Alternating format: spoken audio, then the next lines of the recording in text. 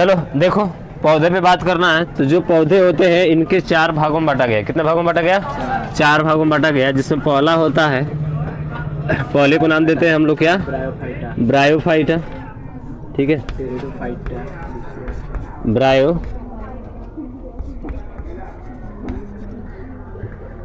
Phyta. दूसरा होता है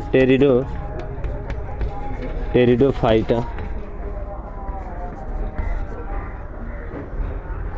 तीसरा होता है आपका एंजियोस्पर्म।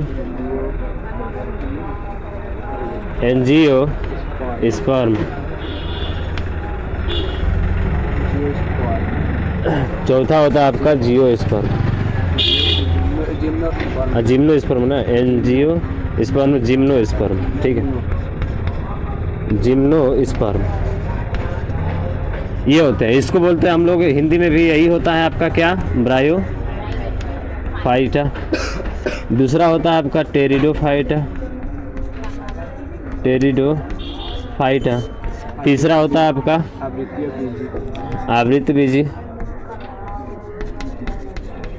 आवृतबीजी पौधे। ठीक है, सभी में प्लांट लग जाएगा आपका। और ये क्या हो जाएगा? अनावृतबीजी। अनावृत बीज। ठीक है, चलिए जो भी है, ये हो गया आपके 4 भागों में बटे होते हैं। अब देखिए, ये पौधे जो होते हैं आपके 4 भाग, ब्रायोफाइटा, टेरिडोफाइटा। ठीक है, उसके बाद से एंजियोस्पर्म, और फिर क्या होता है? जिम्नोस्पर्म, यानी कि आवृतबीजी। और फिर क्या होता है आपका?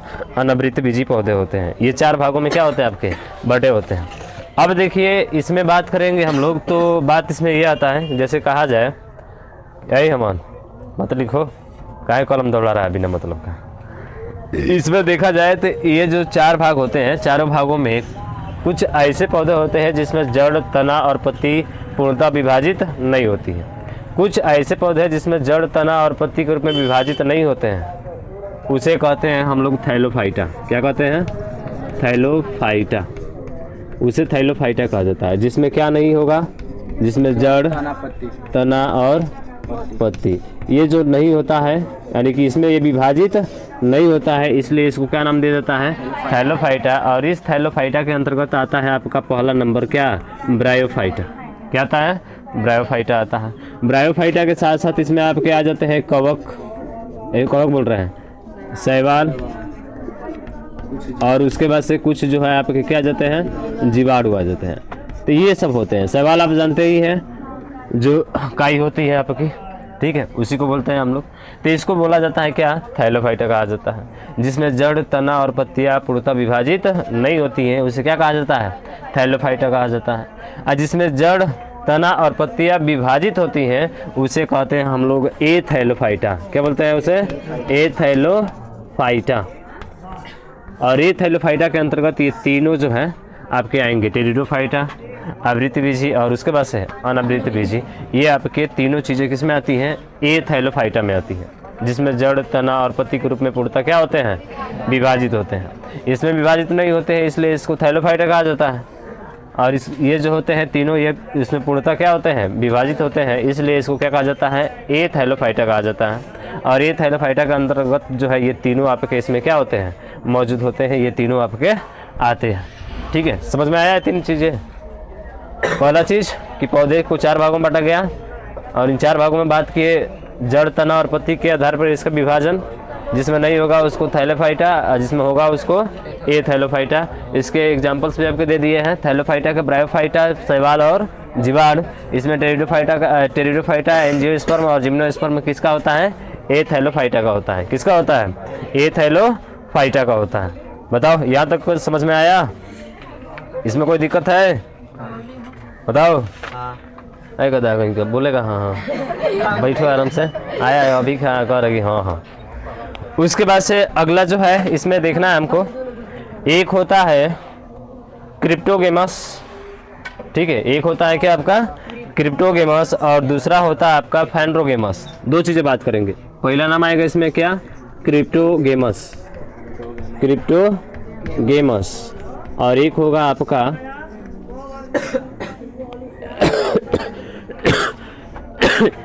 एक होगा, दूसरा जो होगा आपका फाइनरोगेमस। फाइनरोगेमस तो क्रिप्टोगेमस और एक फाइनरोगेमस होता है। तो क्रिप्टोगेमस क्या होता है? तो क्रिप्टोगेमस वो पौधे होते हैं जिसमें फल और फूल नहीं होते हैं, जिसमें फल और फूल नहीं होते हैं उसको कहते हैं क्रिप्टोगेमस। जिसमें फल और फूल नहीं होते हैं उसे क्या कहा जाता है? क्रिप्टोगेमस कहा जाता है। और जिसमें फल और फूल होते हैं उसको क्या बोलते हैं? फाइनरोगेमस। तो फाइनरोगेमस और क्रिप्टोगेमस होगा कौन कौन सा? ठीक है, अगर बात करें कि फाइनरोगेमस कौन सा होता है और क्रिप्टोगेमस कौन सा होता है, तो जो आपको देख रहे हैं कौन सा? ब्रायोफाइटा, ब्रायोफाइटा और उसके बाद से टेरिडोफाइटा। यानी कि शुरुआत के दो जो होते हैं ना, जिसमें फूल और उसके बाद से फल, फूल और फल इन दोनों में पाए नहीं जाते हैं, इसलिए इसको क्या कहा जाता है? क्रिप्टोगेमस कहा जाता है। फाइनरोगेमस किसको कहा जाएगा? जिसमें फल और फूल दोनों क्या होते हैं? पाए जाते हैं। क्या फाइनरोगेमस किसको कहा जाएगा? जिसमें फल और फूल दोनों क्या होते हैं? पाए जाते हैं, उसको क्या बोलते हैं हम लोग? फाइनरोगेमस कहते हैं। ठीक है, तो ध्यान रखिएगा, क्रिप्टोगेमस ऐसे पौधे जिनमें फल और फूल जैसी संरचना क्या होती है? उपस्थित नहीं होती है, उसे क्या कहा जाता है? क्रिप्टोगेमस। और जिसमें फल और फूल जैसी संरचना उपस्थित होती है उसे क्या कहा जाता है? फाइनरोगेमस। क्रिप्टोगेमस में कौन कौन सा आएगा? ब्रायोफाइटा और टेरिडोफाइटा। ब्रायोफाइटा और टेरिडोफाइटा। आवृतबीजी और अनावृतबीजी किस में आएगा? फाइनरोगेमस में आएगा। ठीक है, याद होगा कुछ? कौन है? हमने बताया कि जो पौधा होता है ये कितने भागों में बटा होता है आपका? चार भागों में। पहला आपका ब्रायोफाइटा, टेरिडोफाइटा, आवृतबीजी और उसके बाद से अनावृतबीजी। ठीक है, अब उसके बाद से बात किया हमने कि जो ये पौधे होते हैं, ये पौधों को जो है देखा जाए तो जड़, तना और पत्ती के आधार पर इसको दो भागों में बांटा गया। कितने भागों में? दो भागों में। पहले इसका जो भाग होता है उसको बोलते हैं हम लोग थैलोफाइटा। दूसरा जो होता है उसको क्या बोलते हैं? ए थैलोफाइटा।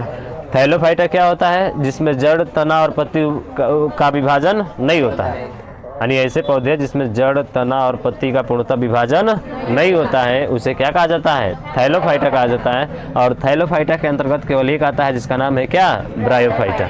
क्या नाम है इसका? ब्रायोफाइटा। उसके बाद से बात करें कि और भी होते हैं, जैसे शैवाल हो गया और जैसे बैक्टीरिया हो गई आपकी। बैक्टीरिया बहुत ही सूक्ष्म जीव होते हैं ना आपके, और शैवाल आप जानते हैं एल्गी जिसको बोलते हैं, काई वाई जो होता है, यानी कि जल और थल दोनों में क्या होता है?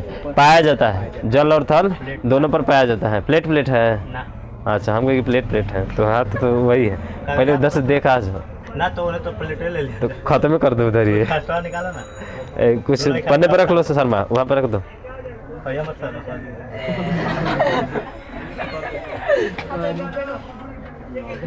चाबा उसके सामने मत पियो, आप पी के बतियाओ मत।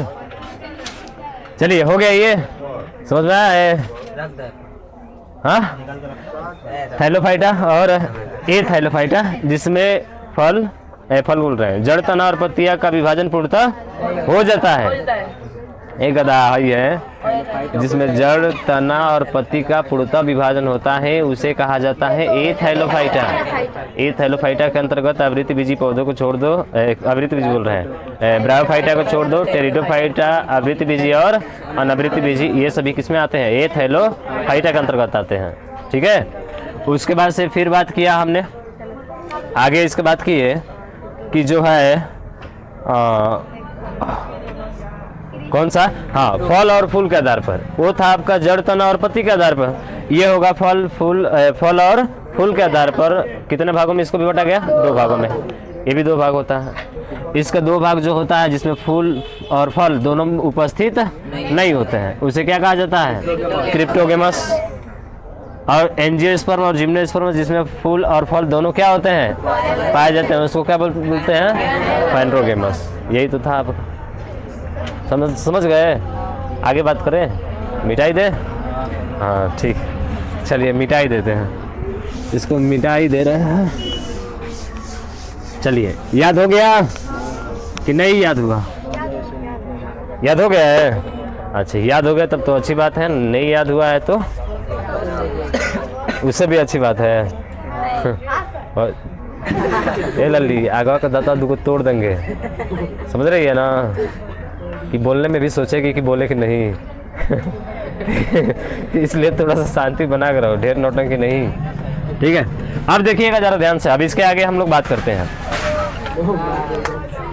इसके आगे देखिएगा, सबसे पहला नंबर पे बात करेंगे जिसका नाम है ब्रायोफाइटा, जिसका नाम क्या है, ब्रायोफाइटा। अब इस ब्रायोफाइटा के बारे में जानेंगे। देखिए ये ब्रायोफाइटा, अच्छा ये बताइए, जो ब्रायोफाइटा के अंतर्गत थैलोफाइटा के अंतर्गत आया था ना ब्रायोफाइटा, तो ये ब्रायोफाइटा जो होता है, इसके पेड़ जो होते हैं ना, इसके जो पौधे होते हैं ना, ज़्यादा से ज़्यादा लंबा होंगे ना तो आपके 10 से 12 सेंटीमीटर, कितना सेंटीमीटर, 10 से 12 सेंटीमीटर। सबसे बड़ा पौधा होगा तो 10 से 12 सेंटीमीटर होगा। अब 10 से 12 सेंटीमीटर आप देख लीजिए, स्केल है ना आपकी, बहुत ही छोटा, मतलब उतना ज़्यादा बड़ा नहीं, इसीलिए तो उसमें जड़ पत्ती और तना का पता ही नहीं होता है। सवाल में पता कर पाएंगे, काई लगी हुई है उसको उखाड़ कर, हाँ इसका ये जड़ है, इसका ये तना, ये इसकी पत्ती है, पता चल जाएगा, नहीं चलेगा। इसलिए तो इसको जो है थैलोफाइटा और ये थैलोफाइटा के रूप में क्या किया गया था, विभाजित किया गया था। तो ये ब्रायोफाइटा जो होता है, इसकी अधिकतम जो लंबाई होती है ना, 10 से कितना सेंटीमीटर होती है, 12 सेंटीमीटर होती है, इससे कभी भी अधिक नहीं जाएगा। तो पहला पॉइंट ध्यान रखिएगा, पहला पॉइंट क्या होगा कि सर जो इसकी लंबाई होगी ना, अधिकतम कितना हो सकती है, 10 से 12 सेंटीमीटर।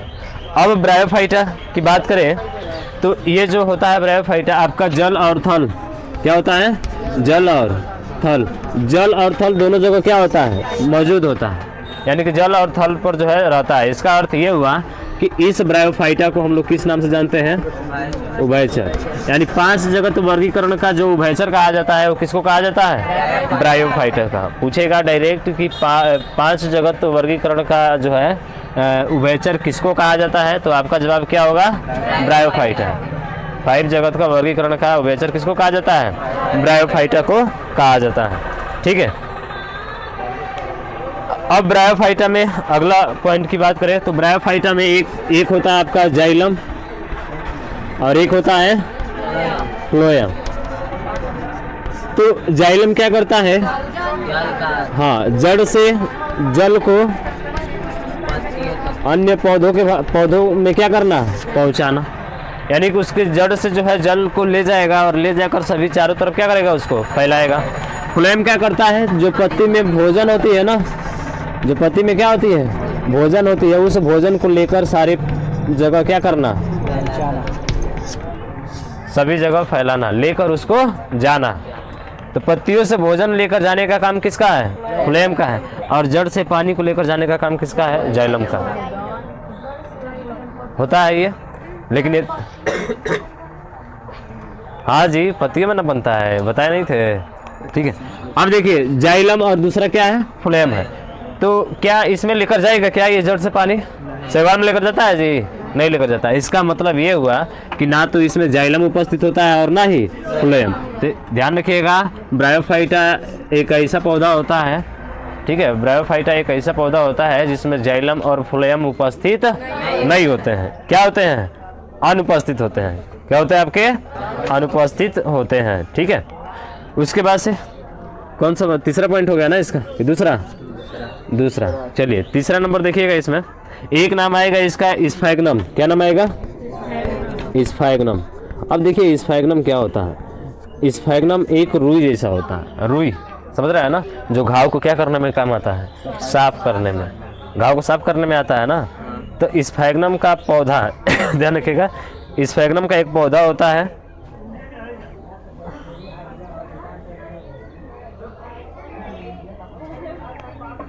स्फैग्नम, ठीक है, हाँ स्फैग्नम होता है, इसका एक पौधा होता है, स्फैग्नम का एक पौधा होता है, ठीक है। स्फैग्नम का क्या होता है, एक पौधा होता है जो जल को अवशोषण करता है, जल को क्या करता है, ऐसे देखिएगा जो रुई होती है वही ना आपकी, रुई जो होती है वो क्या करती है, जो पानी होता है उसको तो सोखती है ना, वैसे ही ऐसे ऐसे डॉट डॉट करके, जैसे कि ब्लड होता है, जैसे कि कटा पीटा है, ब्लड लगा है उसमें, तो क्या करेंगे, रुई लेते हैं, लेने के बाद से उसकी सफाई करते हैं उससे, और उस जो ब्लड को जो है अपने अंदर क्या कर लेता है, वो सोख लेता है और वहाँ से घाव को आसानी से साफ कर लेते हैं। तो ये जो स्फैग्नम का पौधा होता है यही होता है। और यही स्फैग्नम का पौधा जो होता है इसमें जल अवशोषण की क्षमता काफ़ी क्या होती है, ज़्यादा अधिक होती है, जिस कारण से जो है इसको घाव साफ करने में भी क्या किया जाता है, प्रयोग किया जाता है। और ये किसका पौधा है, ब्रायोफाइटा का ही है।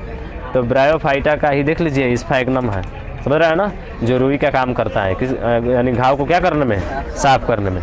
तो ध्यान रखिएगा स्फैग्नम का पौधा छोटे पौधों के आवागमन में उपयोग किया जाता है, क्योंकि इसकी जल अवशोषण की क्षमता क्या होती है, अत्यधिक होती है, यानी कि जल को अपने अंदर क्या करता है, अवशोषित करता है। और स्फैग्नम का पौधे को ही हम लोग क्या कहते हैं, घाव को साफ करने में इसका ही क्या किया जाता है, प्रयोग किया जाता है। काटन के जगह पर उपयोग किया जाता है, यानी काटन, जो काटन होता है ना, काटन समझते हैं क्या होता है, सूती रुई होता है, हाँ वही ना जो भी है। तो जो काटन होता है, काटन के रूप में भी इसी का उपयोग हम लोग करते हैं। वही आपका जो सूती होता है उसी को बोलते हैं हम लोग, वही काटन, प्योर काटन होता है ना। हाँ, ज़्यादातर यहाँ नहीं, आपके जो है देखा जाए तो कहाँ पे, गुजरात में भी है, कोलकाता में भी, गुजरात और महाराष्ट्र में है। गुजरात और महाराष्ट्र में सबसे ज़्यादा काटन के कपड़े वहीं मिलते हैं ना। ठीक, अब देखिए इसका पूछा जाए, ठीक है, इसका पूछा जाए कि बताइए इसका सबसे छोटा पौधा कौन सा होता है। ब्रायोफाइटा का जो सबसे छोटा पौधा होता है उसका नाम क्या होता है, तो वो है आपका जुओप्सिस। क्या नाम है उसका, जुओप्सिस। देखिए ब्रायोफाइटा का सबसे छोटा जो पौधा होता है वो आपका जुओप्सिस होता है। आप समझिए कितना छोटा होगा, बहुत ही छोटा, मतलब ना मात्रा में, समझ रहे हैं ना, कि अब इसका जो है बता नहीं सकते, मिलीमीटर में लगभग, ठीक है, मिलीमीटर में सबसे छोटा होता है कौन सा, आपका जुओप्सिस। तो ध्यान रखिएगा इसका सबसे छोटा पौधा कौन सा होगा, आपका जुओप्सिस होता है, ठीक है। इसका सबसे बड़ा पौधा अगर पूछे तो इसका सबसे बड़ा पौधा होता है डासोनिया,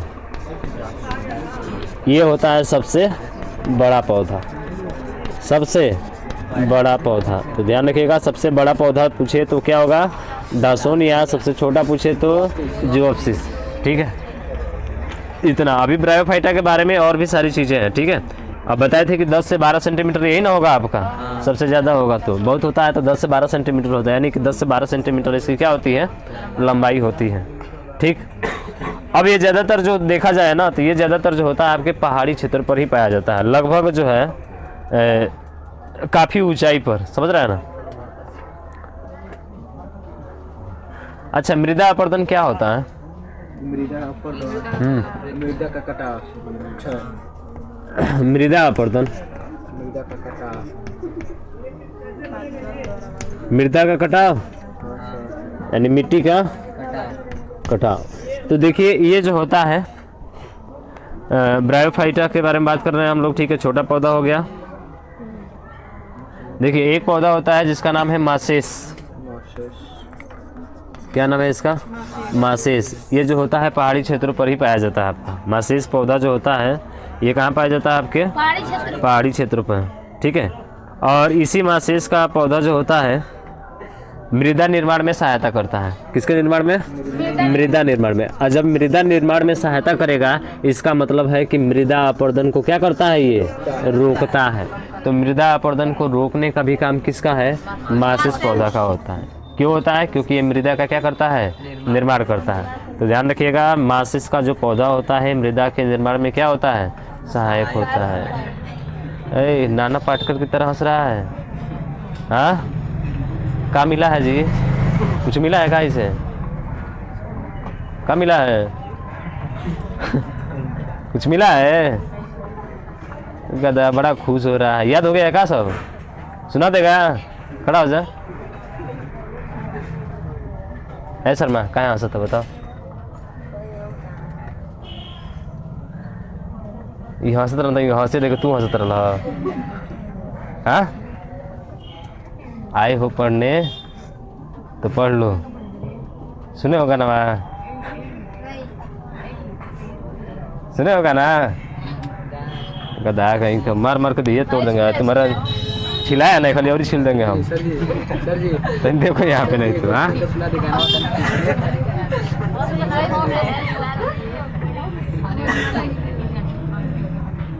चलो देखो यहाँ पे अभी बहुत छोटे हो तुम लोग। यहाँ देखो है मासेस के बारे में बता रहे थे।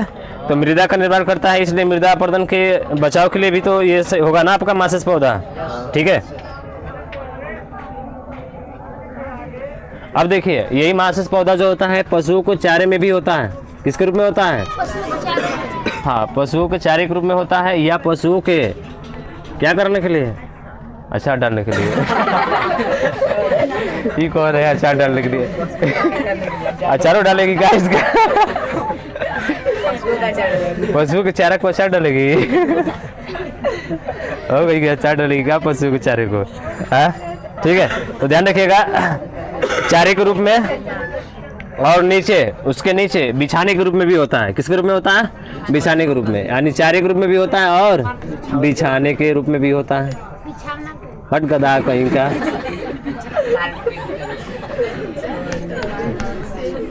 बिछाने के रूप में, ठीक है। एक से एक महान कलाकार यहाँ बैठे हैं। बिछाना वाला क्या होता है? केपर सोता है तो बिछाना वही ना, बिछाने वाला होता है। वही ना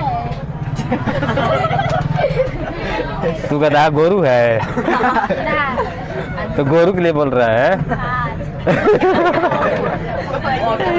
अभी इसको पता चला। अच्छा ठीक ठीक ठीक ठीक है, तो इतना सारा चीज समझ में आया। अभी और चीजें हैं क्या? हाँ, पहाड़ के ढलानों में मृदा अपर्दन को रोकने के लिए मासेस के पौधे जो होते हैं सहायता करते हैं। ठीक है, हाँ, ये हो गया आपके पूरे ब्रायोफाइटा के बारे में। किसके बारे में? ब्रायोफाइटा के बारे में। पूरा ब्रायोफाइटा आपका हो गया। क्या बताए? पहला पॉइंट बताइए सर। ब्रायोफाइटा 10 से 12 सेंटीमीटर अधिकतम इसकी लंबाई होगी। ये जल और थल दोनों जगह होते हैं, इसलिए इसको क्या कहा जाता है? उभयचर, यानी 5 जगत का उभयचर। किसको? ब्रायोफाइटा को। इसमें जाइलम और फ्लोएम उपस्थित नहीं होता। इसमें बात करें जड़, क्या बताए थे यहाँ पे? हाँ, एक स्फैग्नम नाम का पौधा होता है ना। स्फैग्नम नाम का क्या होता है? पौधा होता है जो जल को क्या करता है अपने अंदर? अवशोषित करता है। और जल को अवशोषित करने की वजह से जो है इसको हम लोग जो है घाव को साफ करने की जगह, यानी काटन की जगह पे इसका क्या करते हैं? प्रयोग करते हैं। तो काटन की जगह पे इसका ही प्रयोग किया जाता है। किसका? स्फैग्नम का।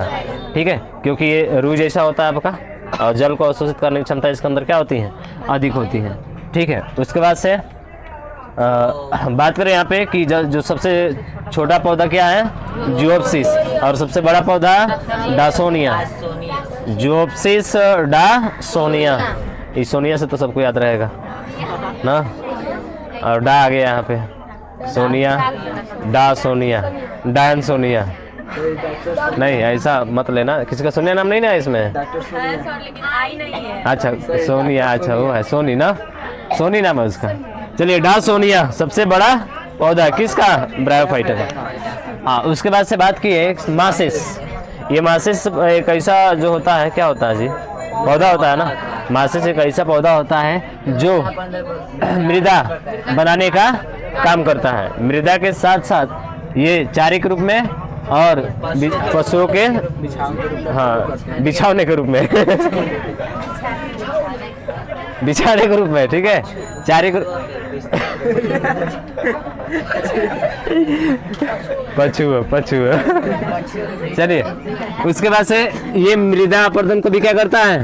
रोकता है, यानी कि मृदा अपर्दन को रोकने में भी सहायता करता है। ठीक है, हाँ, नहीं, ठीक ठीक ठीक, याद तो हो रहा है। चलिए, अब एक एक करके क्या करना है हमको? लिखना है। तो चलिए और फटाफट लिखिए। हम बोल रहे हैं, तेज बोलेंगे एकदम।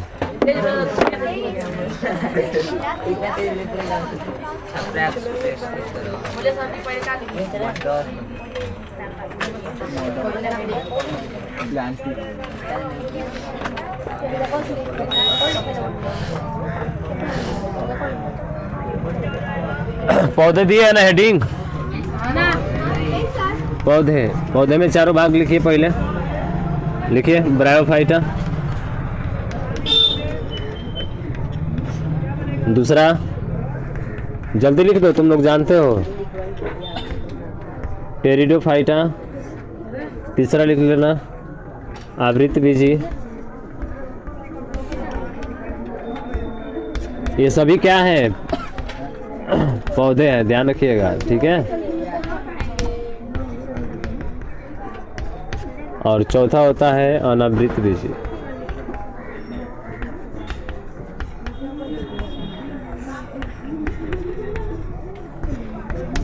अनावृत बीजी पौधे, ठीक है।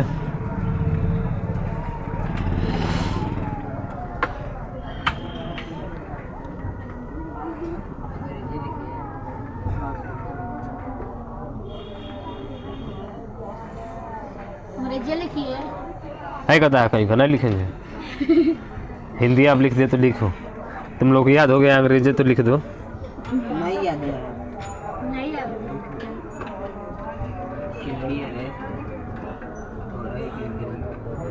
एक चीज़ और इसके पहले लिखवाना था जी।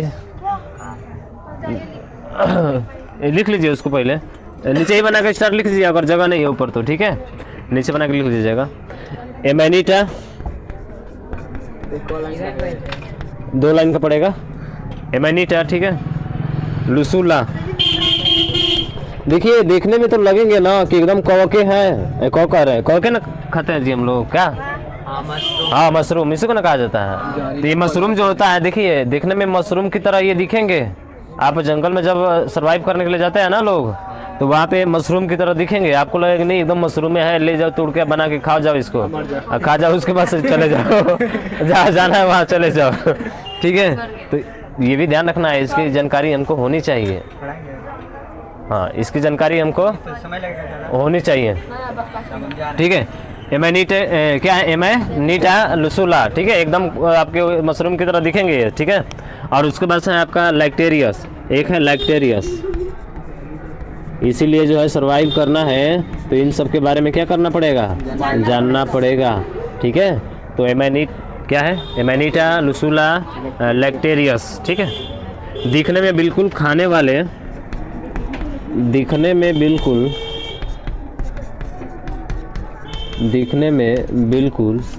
खाने वाले,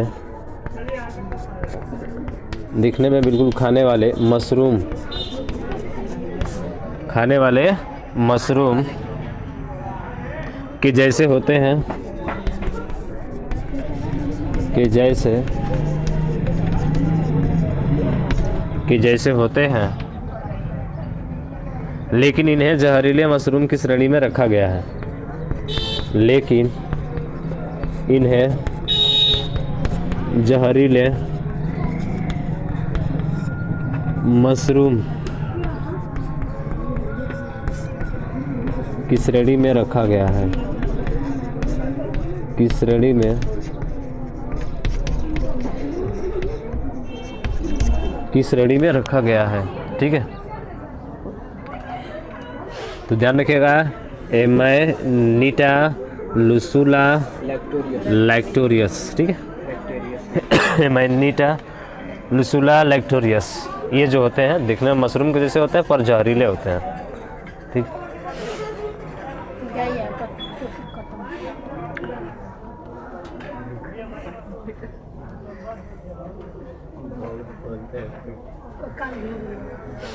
तो पौधे के ये 4 भाग बात कर लिया हमने, ठीक है।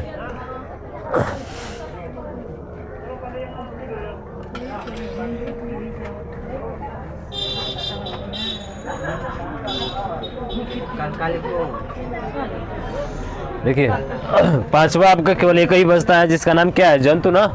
पौधे के बाद से 5वां क्या नाम आता है? जंतु, एनिमिलिया जिसको हम लोग बोलते हैं। तो इस जंतु में 2 चीज़ें होगा, एक अकशेरुकी और एक कशेरुकी। अकशेरुकी जिसमें रीढ़ की हड्डी अनुपस्थित होती है, और कशेरुकी जिसमें रीढ़ की हड्डी क्या होती है? उपस्थित होती है, ठीक है।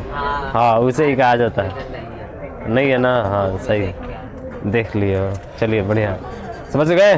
तो जंतु वाले में भी उसका प्रकार लिख लीजिए, फिर एक एक करके हम बात करेंगे सब पे, ठीक है। तो जंतु के प्रकार लिख लीजिए। जंतु के प्रकार, यहाँ पे लिखिए जंतु। जंतु में एक क्या होता है? अकशेरुकी, अकशेरुकी, अकशेरुकी जिसमें रीढ़ की हड्डी क्या होती है? हाँ, जिसमें रीढ़ की हड्डी अनुपस्थित होती है, जिसमें रीढ़ की हड्डी अनुपस्थित होती है। जैसे बताइए एग्जाम्पल क्या होगा? Amoeba, hydra, cockroach, starfish. Hydra, cockroach, cockroach, starfish,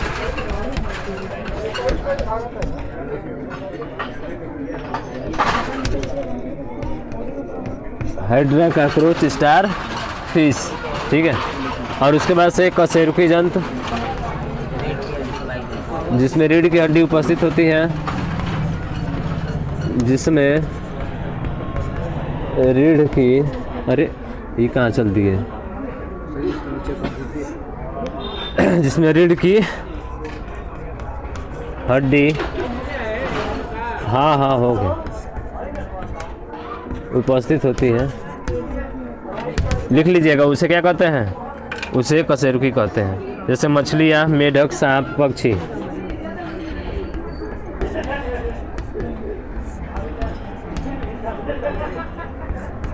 मेढक, सांप, मछली।